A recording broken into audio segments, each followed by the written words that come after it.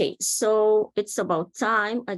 We don't want to let our guests waiting. So, bem-vindos. É um prazer ter vocês aqui em mais um webinar da academia, dessa vez para discutir um assunto muito prático, né, que tem a ver em como implementar VBHC e implementar os Care Pathways, ou as linhas de cuidado, é o coração de VBHC. Não esqueçam que VBHC não é um novo modelo de remuneração.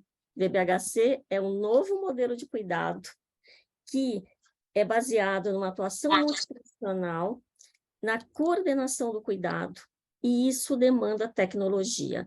A gente pode começar um piloto com papel, caneta e Excel, mas toda vez que a gente for escalar, nós precisamos de ferramentas um pouco mais sofisticadas do que essas. E esse é o grande trabalho dessa pesquisa, é entender como que essa implementação vem acontecendo. E essa é a base, então, para que depois a gente fale em modelos de remuneração. Então, para começar, essa discussão, e a gente tem a oportunidade de ter uma conversa mais voltada para o nosso cenário, nós da academia, eu, Pedro Henrique, nós convidamos duas pessoas que são parceiras da academia para trazer os insights delas em relação ao que o Rick vai apresentar, que são a Eva Villalba, do Canadá. A Eva já entende português muito bem, prometeu que ano que vem ela só vai falar em português.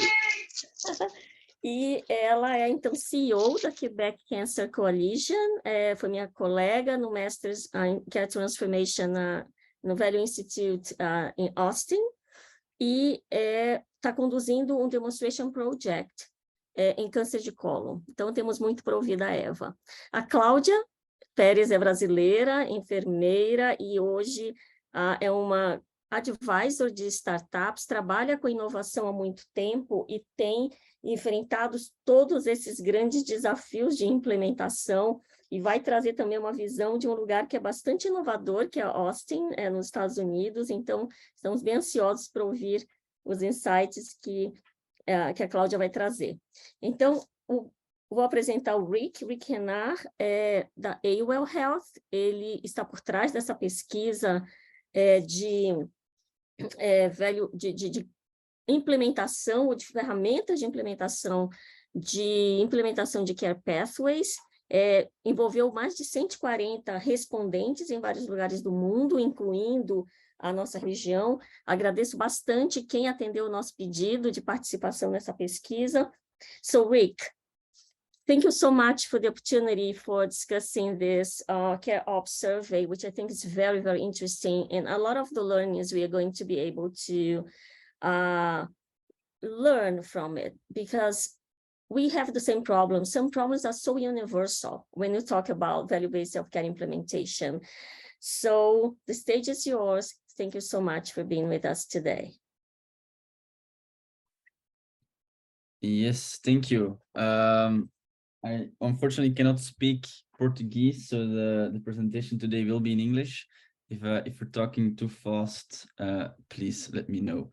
So thank you, everyone. Thank you to the panelists. Thank you to the audience. I know everyone is really busy, so thank you a lot. The session will be recorded. We will also do a Q&A at the end. I think Marcia also already told that. And please use the chat to stream your thoughts into it. So put your notes there, react to what's being said. And if you have any quotes or questions, just put it out there. In a minute, I will ask the panelists to formally introduce themselves. But first, a quick recap on what brought us here today. So CareOPS resolves around the care flow, and it may exist in many different names at different organizations, but in essence, they're all the same. So it's a sequence of activities performed by care teams or patients to achieve or maintain a desired health status or outcome.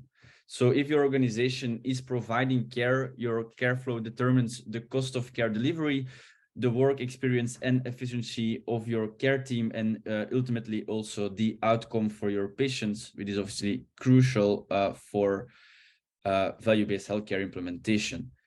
The way that we design, implement, and optimize these care flows is unfortunately broken. As an example, the WHO published its first COVID-19 clinical management guidance in March 2020, and it took them a lot of time to put the first iteration or improvement of that flow online. So it took them in total 1 year and 3 months to publish an updated version, which is obviously way too long and quite mind-boggling. The question is, what does this actually mean for care providers if we only improve our flows every year when COVID-19 was always including new research on the get-go? And what we think with CareOPS is that well-designed and well-implemented care flows lead to better outcomes and also lower costs. So the better your care organization is at designing, implementing, monitoring, and getting insights out of these care flows, the faster you can iterate on them, and faster iteration also means that you will learn much quicker and you will get a competitive advantage to other care organizations. So CareOPS is all about the tools and practices to bring the necessary roles together to design, implement, monitor, and improve these care flows. And to know how care providers today are doing, we launched the State of CareOPS survey, and the results are available online. And I think Marcia already sent them your way. And we had a very good turnout in terms of number of respondents. And despite CareOPS being totally unknown a couple of months ago, we see a lot of traction from both US, Europe, and now also Brazil, which is obviously awesome.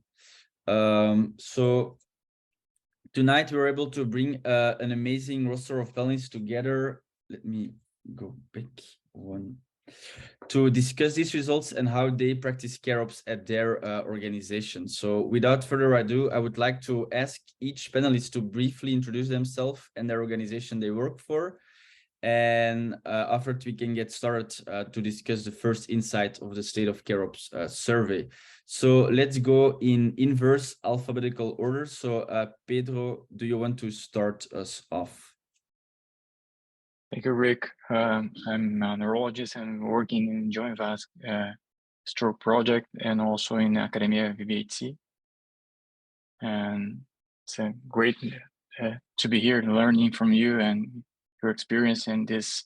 A lot of data, and we can learn a lot to implement value-based healthcare in Brazil. So thank you very much.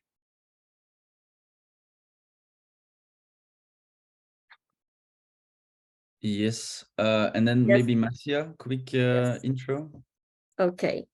So I'm Marcia, I'm a cardiologist, but currently dedicated to value-based healthcare, either in education research and a lot of very nice implementation projects in Brazil. We are really excited to be partnering with either payers and the providers in their implementation journey. So I personally invited people to come join us in the webinar because I think a lot of those lessons do apply to all the challenges that we've been facing in scaling up the projects we have started. Yes, glad to have you here. Eva, you're next. Yes, hi, boa tarde a todos. I will speak better Portuguese next time. So my name is Eva Villalba, and I'm the executive director of the Quebec Cancer Coalition, which is a large patient advocacy organization in oncology in Canada, in Quebec, in the French part. And we have a VBHC demonstration project in colorectal cancer at the Jewish General Hospital, but we're also working with the government in terms of VBHC scaling and implementation beyond pilot projects. One of the things that particularly interests me, and that's why I'm happy to participate today, is what does VBHC look like on the ground with the teams that are responsible for implementing it. So I'm happy to be here. Thank you. Yes, last but not least, Claudia. Yeah, well, I am honored to be here with all of you. So é prazer enorme estar aqui com vocês. Pode me mandar recado em português, se vocês quiserem. Switching back to English now. So I am a nurse. I've been here in the US for 30 years. But the past 15 years I've been focusing in transformation and innovation. And, really this scaling, and it's been where I really excel and help organizations to really come from pilot to the transformation needed. Now, value-based healthcare is totally different, right? It's really shifting our mind in this paradigm shift of delivering value. So I'm very excited to be here with you guys and share my experience and care teams. Yes, and a quick intro about me. So I'm also a nurse, have my master in management and policy in healthcare. I'm currently partnership lead at AWOL. We're on a mission to make care flows work harder than care teams. So our software is used by care teams to design care flows and then embed them into their technology. And I'm also the co-author of the CareOPS articles. So a quick reminder again, please feel free to open the chat, put your notes, remarks, comments, and questions into the chat. And we aim to take those into account during the webinar and during the Q&A. And the discussion is unscripted, so I didn't share any questions with the panelists beforehand. So we have a really spontaneous discussion. We're all here learning from each other, and there is also no right or wrong answer. So the first answer or insight that I want to discuss with the panel is the following. So there is no standard team composition when it comes to designing care flows. So 27% of those 81 reported included the 4 key roles that we defined. So you have clinical operations, clinical product and software engineering, but there are also a total of 66 unique team combinations across 81 responses, which is kind of crazy. If you think about it, there is not a lot of sports that Belgium is good at, but for example, if we look at soccer, which is happening now, I'm pretty sure that we will win the World Cup. But imagine that the Belgium team is going to the World Cup without a goalkeeper or without a striker. And as a care provider, you're also battling in the care provision World Cup. So the question is, can you afford not having these key roles into your team when it comes to designing these care processes? So maybe a question to you, Claudia, to start this discussion is, what roles do you think are essential or need to be involved when you design and really validate these care processes that you want to implement into your organization? Hey, thank you, Rick. Yes, right now I think it's Mexico and Poland playing right now. So it's really exciting work that you have shared with us. And when I think about working teams, you're talking about the goalie or the striker. Well, you know who the players are, right? And you know what they need to be good at. When we learn a lot in healthcare, we learn a lot about aviation and pilots and co-pilots, right? So they know where their role is, right? So there are some organizations or some care paths that we do know that, but most of it we don't. When I started with nursing, 30 years ago, we used to have a care team that only do bath, right? So this group of nurses, they only will do the bath. And then this group here will pass the medication. This one here will write, whatever care is needed. It was very siloed and not communicating with each other was very, it was part of the problem. So of course we focus on communication, thinking that communication is going to help us to have better teams. And I see us now and 2022 diving into the digital world where we have not only the care but also all this other part that is coming to play. And I see us making perhaps the same oversight that we did when we started the electronic medical records, at least here in the US, right, where my experience has been, that we taking a broken system and making a broken digital system, right? So, seeing that would be very easy if we know, how the care team should look like. So I think we still have to understand that, what it will look like. So in my experience as a nurse, and I think nurses really does the job of care coordination, right? We know when patients needs to go to physical therapy or needs to go to surgery or pre-op, and the communication with the entire care team, with dietary, with the physicians, with the surgeons, specialists, and all that part. I see the nurse being really that coordinated, but yet, you know, there are so many times that we really don't have the perfect team, right? We don't know what part. So in my experience, I saw one team that we call the admission trio, which in a hospital setting, every patient will be admitted by a physician, right? The nurse and the pharmacist. So the problem they're trying to avoid was one, communication, and everybody know what was the care for that team. So that seems to work well for a while, but it was costly, and people saw the problem being solved, but yet it was very hard to hold on to that new team composition, right? Now, imagine after that, you know, using the care pathway, so you can do the outpatient care. So you can start the continuum of care, right? The pre-hospital, hospital, and post-hospital, or even for patients that never need to go to the hospital, right? How do you do this digitally and have that communication?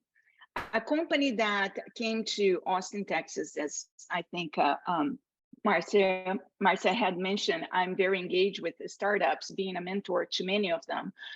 One of them was Patient.io, and they were in that space trying to get that coordination of care.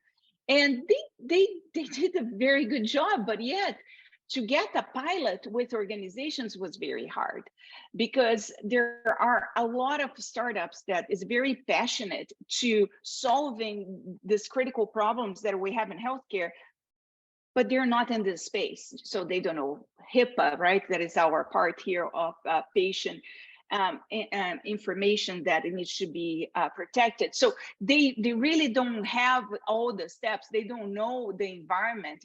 And then it's very hard for us to shift our brains whenever you're in healthcare, you know, when you're a physician, when you're a nurse, to shift our brains to innovation or to creative thinking, you know, to this transformation part.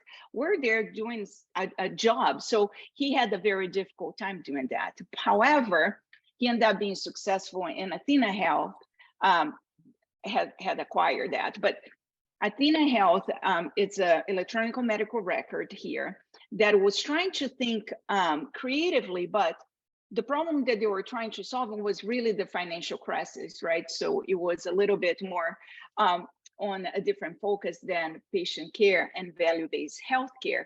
So I think I just love this research that you have done, and again, I can continue to talk forever, but I just love this work that you have done. And in my microsystem working with teams, I see that there are many teams yet that don't know.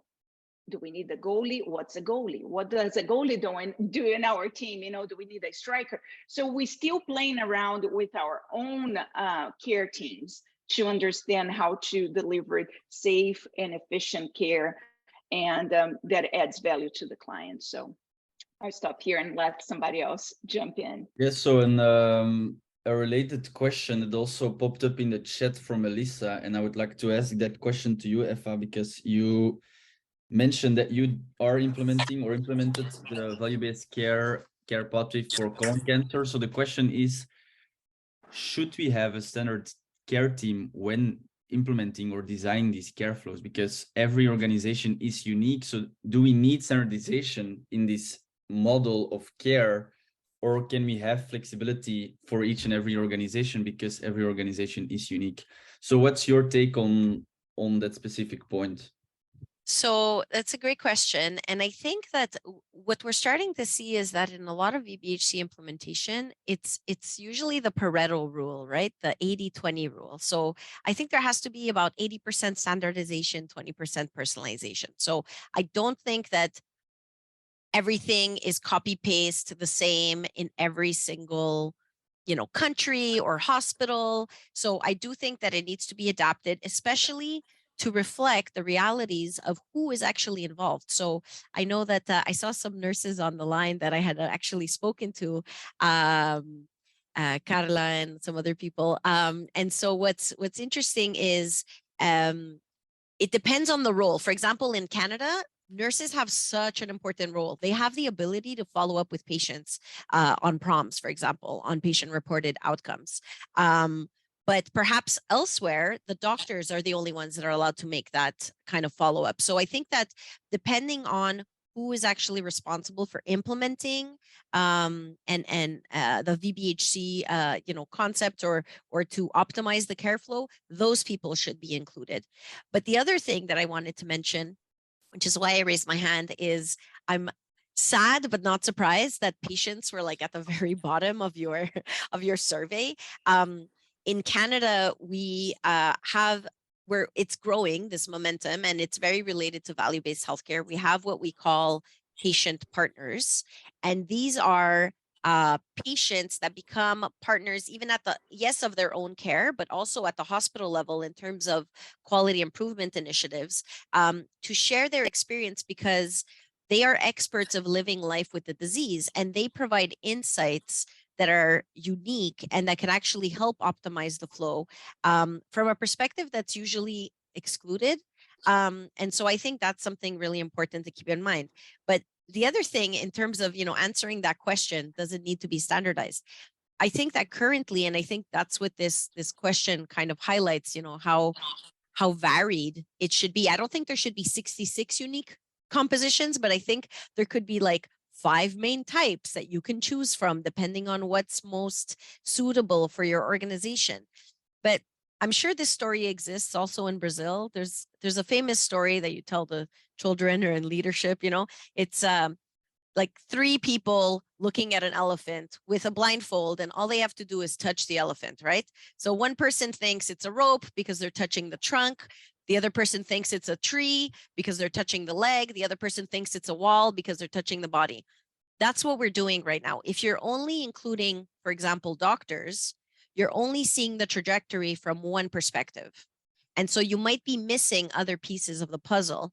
And so that's why I think that having a team that really represents the care trajectory, but from all the possible perspectives, allows you to see it as a whole picture. And I think that the patient is essential to include in that. And I mean, I am a patient advocate, so I'm biased. But I think that that's what's been missing, and that's what makes such a huge difference in value-based care. Yeah, I love that analogy. I'm gonna steal it for my next when I try to be smart next time. Marcia, you wanted to respond, so please go ahead. Yes, I just would like to add to that. I totally agree, but I would like to be a little bit provocative to you, Rick, because I know you have a lot of experience with this, and maybe we do not have a standard team, but we should have a minimal team. So who are the guys who should always be there? Because there is this center roles that we need to keep in order to scale up later, right? If you only have the clinical team, probably we will know you have to explain everything, and maybe we'll have the wrong assumptions in terms of digital. So what is the minimal team? So in my opinion, and also in my experience, the combination of the ideal team and the minimal team is in combination of the clinical team. So indeed, nurses, dietitians, doctors. So I've implemented around 30 care pathways now, and most care pathways that failed in implementation phase was because the doctors told us, yeah, we have buy-in from the clinical team, we have buy-in from the nurses, we have buy-in from the dietitians, and in reality they don't have any buy-in at all. So that's the first thing that needs to happen. You need to have buy-in from all the stakeholders that will be involved or that will deliver care to the patient. But then more importantly, another way that projects failed at AWAL was no buy-in from the IT team. So IT team that has just no resources available to implement AWAL into their organization. And then also no buy-in from the compliance team, because we are, for example, we needed to be HIPAA compliant or we needed to sign a BAA, and they had no idea on these regulatory aspects. And then also, more importantly, no buy-in from the data team, because we have so many hospitals that we've seen or talked to that are collecting patient-reported outcomes for more than 2 years, And when I ask them, like, what are you doing with the data? They say, we don't do anything with the data. And Mercy, I also know that you have published research about it, saying that I think it's around 90%, 19% or so that is actually using the data they collect, which is mind-boggling. So I think the minimal team for me would be a combination of the clinical team, the IT team, the compliance team, and then also the data team. But if someone disagrees with that, please feel free to interfere. I agree. Yeah, I don't disagree, Rick, but I think, you know, not the 80-20, but it depends, right? It depends in every case. And I think the times that some of our transformation has not been implemented and adopted, you said it totally right, is the buy-in, right? So, you know, another saying, not like the elephant, but, you know, if you want to go fast, you know, go alone, but if you want to go further, you know, go together. So it's hard to bring everybody to the room. It's very hard to bring everybody to the room. And you need to have a very strong facilitator that have the goal and the mission in mind. And doing scaling, you know, a lot of projects to different organizations and even inside their own different units in a hospital, you need to understand each culture, right? And really helping to put in all the stakeholders in to move forward. But I think the biggest mistake that we have done in this digital era right now, it is not including IT, right? It's really, and not knowing all projects they have, right? They have a whole office of project management and they're booked for the next 2 years. So whenever another, you know, what we sometimes call pet projects comes in and you know, a chief medical officer or a president wants to implement a new care, you know, do not include everybody in that communication. So it gets very frustrating when you're trying to improve, and there is sometimes competing priorities and not understanding everybody that needs to be involved to the success of from pilot to scaling. Mm-hmm. No, totally aligned. I think the final question around this team, and this one for Pedro, is, so I made the analogy around like football, and in football the audience is important, but is not obviously involved in the game, while in healthcare the patient should be involved at all costs. So what's your take on when designing these care pathways for example, colon cancer? Do you have the patients, or do you have patients involved into the design phase? And if so, how do you get buy-in from these patients? How can you make sure that they are involved from day one? Because involving them is one challenge, but also doing it the right way is another. So would love to hear your thoughts on that, Pedro. Thanks, Rick. I think it's very important that we, especially in Brazil or Latin America, that we start to develop our culture in listening the patients and listening the multi-professional, multidisciplinary team that is involved in creating and improving the flow pathway for the patients.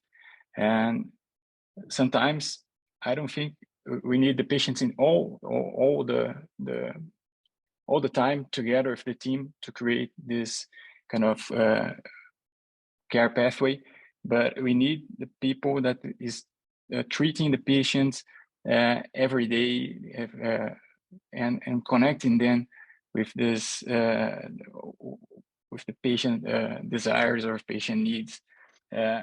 Unfortunately, in Brazil, we don't have this culture of listening patients, and we don't have even the culture of listening the multi-professional team to create this care pathways.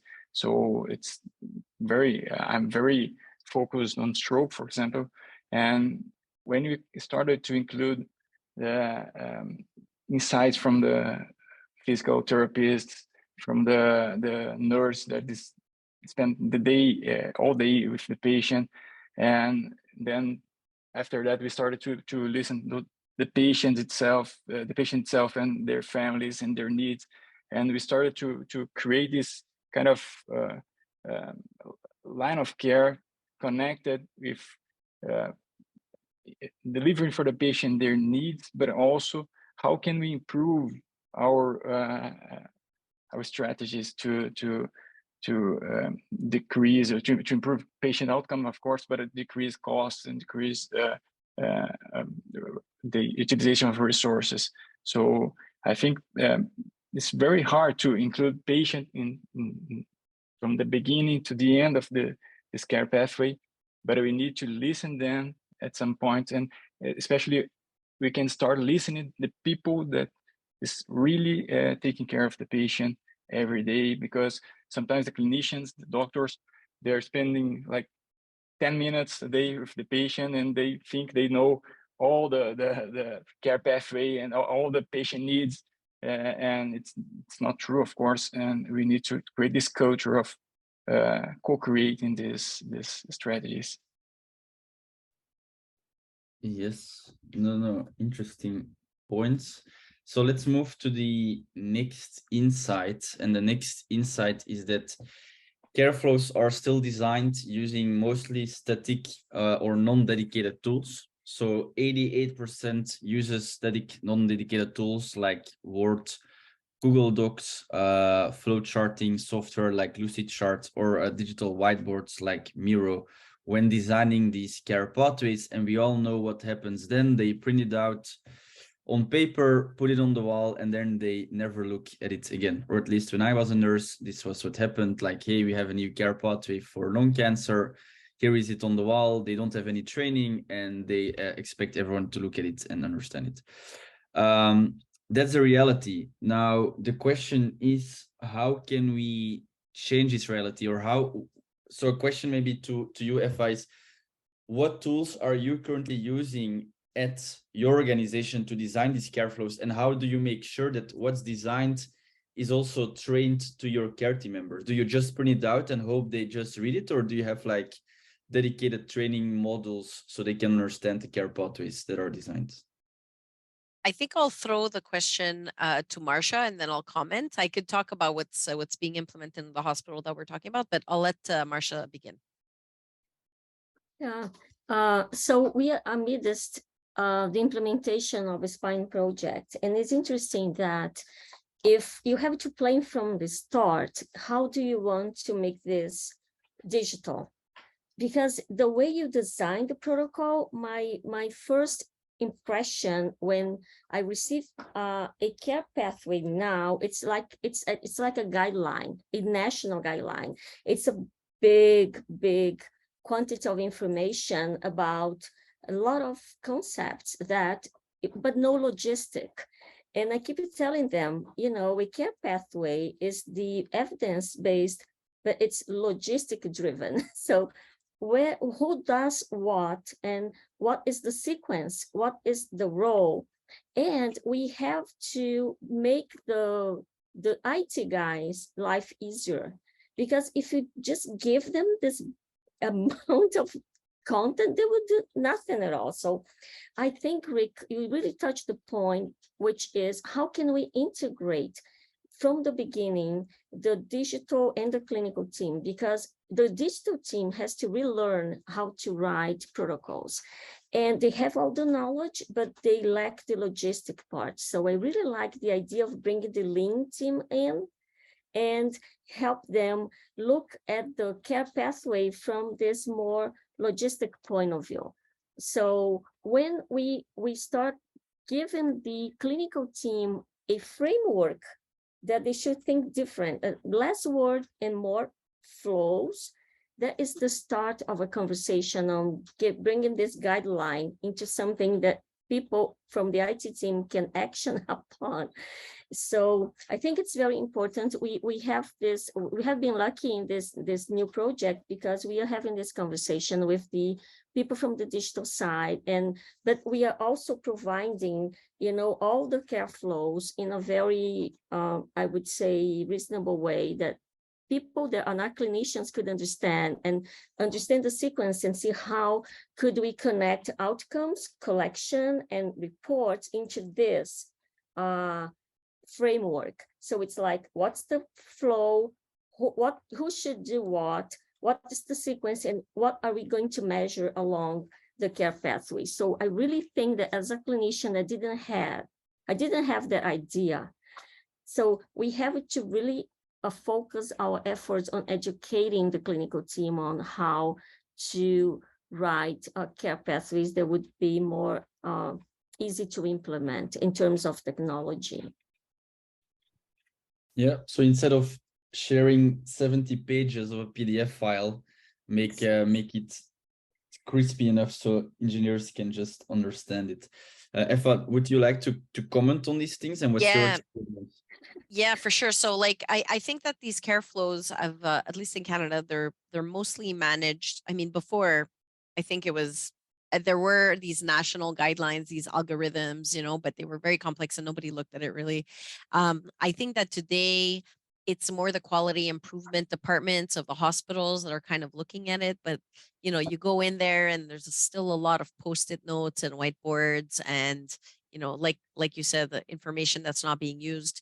We know that tools like Visio or like project management type tools are used. And I think that the danger or the missed opportunity is, like you said at the beginning, if you do it once and never look at it, you're not actually continuously improving. And the whole point of having this care pathway or this care flow is to see where you can improve, where there's waste or there's opportunities to improve, and then continuously adjust it so that it actually improves outcomes for patients. And I think that unless that's digitized by a dedicated kind of technology, having it in a static way kind of prevents us from continuously adapting and improving on it. And it doesn't, it makes it, there's a barrier to change, which there's already a culture change barrier. So I don't think that we need extra, difficulties in kind of continuously improving. So I think that by having this static, and I think that the reason is very simple. It's limited resources, limited abilities, and something that you've touched on before is the lack of collaboration between the clinicians responsible for implementing these care pathways and the digital or IT people responsible for designing it, right? And so if only one is actually coming up with a solution, then they might be solving a problem that doesn't exist for the people actually doing it, right? And vice versa. The clinicians might want to see something, but it's not implementable in the digital world. So I think that there really needs to be co-creation, and I will bring back the patient in all of this. You need to validate, and you shouldn't be involving the patient. There was a question about it before. You shouldn't be involving the patient at the end and saying, oh, look what we did. What do you think? Is it good? Check. That is useless. I mean, that's usually what we do in all of the healthcare systems of the world, okay? But what would be better is to actually co-create it with the patient at the beginning, test our own assumptions of we already know what the patient needs and wants and what they're going through, and have them tell the teams from their perspective without bias, without influencing them, and then to match their perspective with the clinician perspective, with the digital and the quality improvement, and then to see what are the overlaps. And whatever the overlaps are, that's the truth, right? From all perspectives. And so I think that often we'll go quickly, we'll cut corners, and we might not take the time to do that. But in the end, it'll prevent us from having to redo something, because we will have found a solution that works for all parties. Yeah. And related to that, I think last month there was a research published showing that primary care physicians would need to spend 26 hours a day to provide care according to national guidelines to an average panel of patients. So we have all these guidelines, they are shared in pages and pages of PDF files. So how do you deal with this overload of guidelines and new insights that come again and again and again? Maybe, I'm not sure who's the best person to reply to it, maybe Claudia, or if someone else feels a burn to answer the question, but that's something that keeps me awake at night. Sure, sure. No, I will start, but I would love to hear from Pedro as well on this, Yeah, I think it's the difficulty of evidence-based care, right? So and you have the new evidence, and then you have the people that actually implement it. As you're saying, Rick, I might have like a Visio or a Miro and something, here's the new care flow. Well, the people's like, I always done this way, and I never had an issue before. So, if it is, what Eva said, right on, if it is the people that started that and including the patient and including all the stakeholders to begin with, that's great. But then how do you scale that to the next one, right? It is something that like you got an email that you have a new PDF now, and here's the new care flow, or, a digital tool that you're going to follow. You never saw anyone doing, you don't know that the outcome is better. So it's really about change management and showing the better idea. This is a better idea. We used to do this way, but this was the problems that it was causing, and now we have this way of doing, and really understanding each one of them. Yeah, and it's hard, and again, when things get tough and you get very busy, even if you have learned a new way, you always go back to the way that you always done before, because it's hard to hardwire the new processes, right? You're used to do one way always. So, it's complicated. Change is complicated. It's great when you're leading. It's really hard. What does it imply to you? And you have to adapt to something that you didn't see as a problem to begin with, right? So, and Pedro, I think you have a different point of view on this as well. No, I totally agree, Claudia. And I think all this evidence-based medicine that we base our protocols and care pathways are a huge map that we have, and we need to understand where we are and what is the best options for the patients. But also we need to have this kind of ability to allow the team to change some protocols or the pathway that has been decided for every patient based on patient needs. Every patient has their own needs, and we can adapt for each patient. And I don't think, of course, there's a lot of evidence-based guidelines and protocols, but we can, with a multidisciplinary team, we can decide whether start to use a new evidence or follow the work that we have been done for many time. And also you can share with the patients and really discover with the patient and with the care team if it's useful to adopt this new evidence-based medicine to this patient or this disease, because not everything that's evidence-based medicine would be better for every patient in all health systems or all hospitals. They have very different realities, especially here in Brazil. I think in US too, but in Brazil you cannot just start to use best evidence medicine and forget that the patient has a lot of trouble to follow this, and the team is not cannot really deliver this kind of new care or best evidence care. Yeah, Marcia, I see that you raised your hand, but we have one more insight that we need to discuss, and I see we only have 10 minutes left. So if you can keep it short, feel free to reply, or otherwise I need to go to the last and also very exciting insight. Yes, I'll do less than 1 minute. It's just to say that that's what we expect from technology. We need technology to help clinicians to do what they need to do, because in the routine, you would not think about everything, but that's what technology comes, and then help clinicians to in the decision-making process, but still leaving the 20% that we know that patients will not adapt to each protocol. I've read that from you, Rick. The 20% need to be monitored, not stopped, monitored, and then act on that. But that's what we really expect from technology. Yeah, no, that's totally aligned. So the last one is my favorite one, and also the most mind-boggling to me. So the majority of care teams is flying blind to some extent.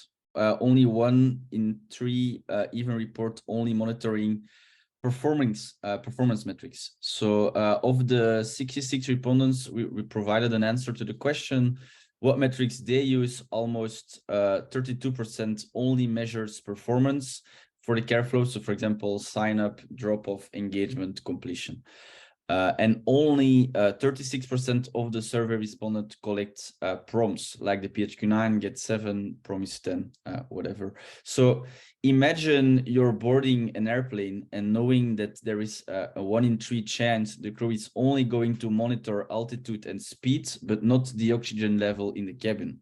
I personally would not feel comfortable taking the airplane while in healthcare. That's exactly what we're doing. So a question to you, Eva, is do you as an organization let data inform the care team on an ad hoc basis to make decisions, or is it more retrospective, looking back like this is 1 year analysis and this is how we're going to improve for the next years to come? So I love this question because we actually just did a study at the Jewish General Hospital where we're doing the implementation study. And the question that we asked the doctors is, here's the ICHOM standard set, like, what are you measuring? You know, and there were process metrics, there were, clinical outcomes, and there were PROMs. And then of course there's the cost element, right? And when we asked the doctors, they were like, yeah. We do everything. And then we checked, and of course, it's not the case. This paper will come out at the end of December from the Conference Board of Canada. But what's interesting is that we all think that we're doing everything, but when you actually check, first of all, they're in different silos and we are not getting all the information. So what's good is that because we did this preliminary foundational work and we realized that we weren't measuring everything, we started to look at, okay, how can we have a dashboard like, the Santion group of hospitals in the Netherlands has, that includes performance metrics like process metrics, clinical outcomes, patient-reported outcomes, and costs on the same. It has to be aggregated and it has to be presented together if we're going to see the entire elephant, right? Otherwise, we're just seeing a piece, and we're missing. And you highlight in your report that we might be improving one piece at the expense of another. And so unless we have that whole image simultaneously, it's very hard to improve value from the perspective of patients, which ultimately helps the whole system. So I think that now we are finding ways to do that, finding ways to actually measure all those outcomes. But we have to think of, why have we been looking mostly at performance metrics? Because that's what we reward. The incentives are aligned with what we measure. So if we only care about cutting costs, we're only going to look at costs. If we only care about efficiency and giving as much volume of services, no matter what the quality, then that's what we're going to be measuring. And so as we move towards this value-based approach in our respective healthcare systems, I think that the role of, especially, and again, I'm biased from the patient perspective, but I think that's the point. We really need to be integrating patient-reported outcomes because otherwise we don't know if what we're doing is actually helping patients. We need to put that at the same time to see how the clinical outcomes are being matched with the process metrics, and then tying it together to costs that correspond to when I get better outcomes. This is the consequence on cost. So I think that this is true, and it's great to see it visually that only 1/3 are actually looking at this. Like less than 10% are doing all of it. I think it's the beginning, and I think that we need to keep sharing good practices of how it can be done together. Part of the challenge is to determine where is all this information. In our study, we determined that there were about 12 different databases that had all of the information that we needed to have in one place. And so first you need to identify, what you want to be looking at in terms of performance, financial, clinical, and patient-reported metrics, and then you have to find a way to have it all together in a way that's actually going to be useful for your teams. I think we all agree, Eva, that we would love to have a separate session where you just show us the dashboard, because this is really cool. Marcia, a question for you. So as I mentioned, only I think 36% is collecting patient-reported outcomes. How come that it's 2022 and that we are not, or still not, seeing that more than 90% of the organizations is collecting prompts? We have all the data that shows that collecting prompts improves outcomes, has impact on life expectancy, and much more. So why are not more organizations collecting these prompts? What's the root cause, do you think? And how can we make sure that everyone is collecting it in 2023, for example? Well, my perception is that we do not give them the right incentives.